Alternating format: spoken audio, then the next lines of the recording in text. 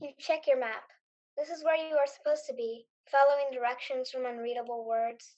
Instead, you run along the cliffside, careful not to fall in, but imagining it, imagining yourself tumbling down onto the sharp rocks. You do not have to be happy to die. You do not have to be colorful or gray. You can just be. To imagine without being sad, you do not have to be happy either. You can imagine the worst things, but tune them out at the same time. If you die, you will float upwards, you will become white and blue, your limbs will be immovable, but at the same time will move on their own. You will have no soul or will, and will be better off without one. You will travel the same rocks and pick up shells and crush the living beings inside of them. You walk along the cliffside with insect legs, with crab legs, sometimes a fish tail, sometimes a clam shell. You break off limbs from the starfish and anemones. You steal the sea slug slime. It's a good life, walking in another thing's body, which is far superior to your own. You drift in places that are funny and you smile, your eyes crinkling sadly. You swipe your hand. You can be anyone, you can have anything. So you fall down onto the rocks, eyes closed, unfeeling. If you do not feel, you can be without any problem. And so you do not feel, above everyone else, shushed by the colors of the sky and the sunrise, the shadows on the water, the light on your face. You would not be crowned an angel if people knew what you did, so don't tell anyone. Be the quiet, perfect person, and when it is night, take other people, full of wrongdoing, and become them. Be everything, feel everything. Everything is a blur of beauty as you tumble down the cliffside. But you do not believe in beauty. For maybe you are beautiful. But no one is beautiful afterwards, so why should anything be beautiful before? The people who enjoy things will not enjoy ever again, so they should not have jumped for a chance that would never be granted. Things are frantic, people shout, shallow minds reach for you. You do not want to be reached for. You wait for afterwards, when things are quiet. You do not have to be happy to be light. You do not have to be trotting on green grass. You are stuck on the sharpest rock and you are flying. You are a bird, but you do not appreciate birds. They appreciate you, and you become them and everything else. Your bones rattle on your melting skin. Soon you will be all over the place, waving to some, smiling at others. Empty sockets staring peacefully into another's lively face. Finally, you will be free. Things will be easy.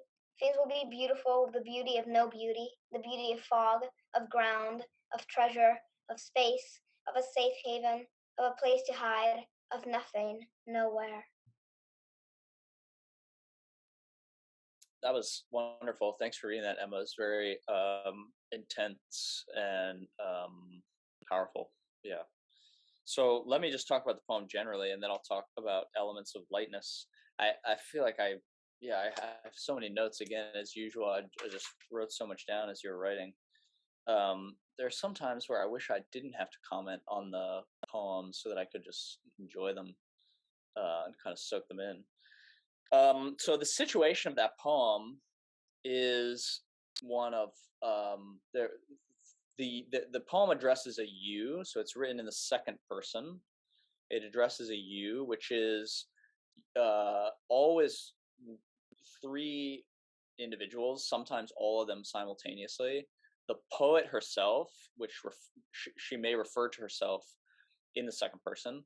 The reader, the person who is literally reading or hearing the poem at any given time, and also potentially a very specific you that the poet might have had in mind. So maybe you are addressing, in fact, an actual person, and that person is just not revealed to us, the readers. So that's the first thing that I would say about it. So you, the figure of the poem, the protagonist of the poem, the central character, is walking along a cliffside. This becomes a kind of metaphor for living. To be alive means to walk along a cliffside. It means to be walking along a dangerous precipice, as it were, to always risk falling. We can think about falling in metaphorical terms or in literal terms. The poem speaks of it in both ways. Then what happens is we move from the verb walking to the verb tumbling down. So the you then falls off the cliffside and tumbles down. And then what happens in a very long poetic passage is the falling you begins to subsume the world. So Well, there's this really great thing where the you is like becoming other things. I think the line, if I wrote it down correctly, it's something like it's very pleasurable, it's very beautiful to walk in another thing's body. So the you already has like uh, it almost um, gathers or accepts or includes elements outside of its own corporeal reality, outside of its own body. So anyway, then the U goes on walking. The U tumbles off the wall and then begins to subsume the world. It's this very frantic. You even use the word frantic at one point. Um, uh, Frantically taking in the world, taking in the world in terms of perception. You is granted visions. The you of the poem sees visions of the world, visions of other places, other landscapes, but also takes on the characteristics of other living entities, not just living entities, but non living entities, landscapes, um, fog, for example.